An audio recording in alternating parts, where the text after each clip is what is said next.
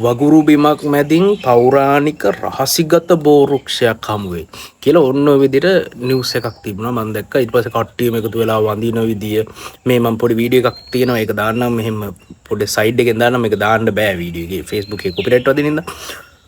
ඉතින් මොකද්ද මේ සීන් එක? හරිද? දැන් අපේ උන්දලා ගත්තාම ඉතින් දන්නවනේ සීන් එක මොකද්ද කියලා. කැලණි මුල්ල ප්‍රදේශයේ වකුරු බිමක් මැදින් පෞරාණික බෝරුක්ෂයක් හමු වුණා කියලා දැන් මේ ප්‍රවෘත්තිය මම දැක්ක හැමතැනම දැන් ෂෙයා කර තියෙනවා. ඒ කියන්නේ දන්නවනේ ඉතින් ලංකාවේ නිවුස් එකක් එළියට ආවම එක එක කට කතා වගේ දේවල් එළියට එන්න පටන් ගන්නවා. දැන් ඕන් තව ටික වෙලාවක් යද්දි මේ මට මේක හීනෙන් පෙන්නවා කියලා තව සෙට් එකක් එන්න ඉඩ තියෙනවා. ඊට පස්සේ ආය දැන් තව පොරවල් ටිකක් කියන්න පුළුවන්. අම්මට මෙතන නිදානයක් තියෙනවා. මෙතන වට කරන්න ඕන.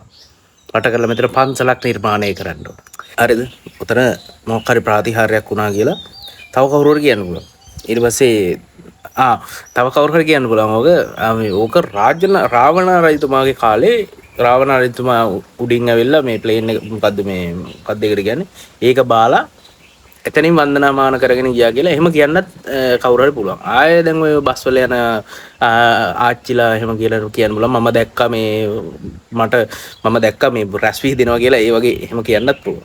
ඉතින් කවුරු කොහොම මොන වගේ දේවල් කිව්වත් ඔයා තනිකරම ගොසිප් සහ දැන් මේ උගලන්ට මතකනේ අර නයි මතුවෙච්ච කේස් එක මට මේක දැක්කහම මතක් වෙන්නේ මම දැක්කා Facebook එකේ හැමදැනම දැන් මේක කොපි පේස්ට් කරලා දාලා තියෙනවා වීඩියෝ එක.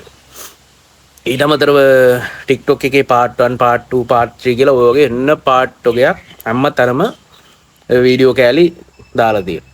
එතකොට දැන් මේකේ ඉන්න දැන් මම අර විශ්වවිද්‍යාල කතාව කිව්ව වෙන මොකුත් නෑ නෙවෙයි විශ්වවිද්‍යාල කතාව කිව්වේ මේ Facebook TikTok එකේ ඉන්න මහාචාර්යවරු එහෙම ඉන්නවනේ නේද?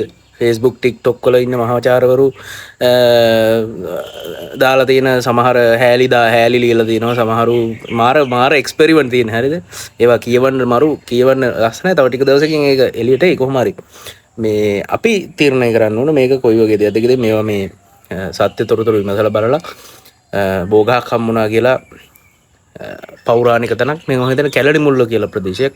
ඒක මොකද්ද කියන්නේ අපි තාම දන්නේ නැහැ. කවුද මේකට සම්බන්ධ කියලා දන්නේ නැහැ. අර නයිමතු වුණා වගේ සීන් එකක් වේද කියන්න දන්නේ නැහැ. කොහොමයි බලමු මොන වගේ දෙයක් සිද්ධ වෙයිද කියලා නේ.